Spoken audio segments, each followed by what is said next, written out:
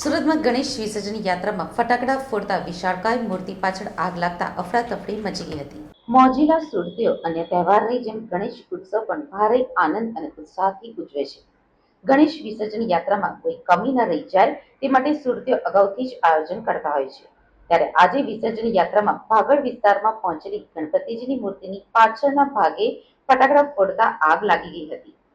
સુરતના ભાગળ ખાતેથી પસાર થઈ રહેલી શ્રીજીની વિસર્જન યાત્રામાં ફટાકડા ફોડતા શ્રીજીની પ્રતિમામાં આગ લાગી હતી, જેને લઈને અફરાતફરી મચી ગઈ હતી અને લોકોએ બૂમાબૂમ કરી મૂકી હતી. ગણપતિજીની પીઓપીની મૂર્તિ હોવાથી તેમાંથી કેસરી જેવા કલરના ધુમાડા નીકળવા લાગ્યા હતા. યાત્રામાં જોડાયેલા લોકોએ સતર્કતા વાપરી આગને ઓલવી નાખી હતી. આ ઘટનામાં કોઈ જ જાનહાનિ થઈ નથી.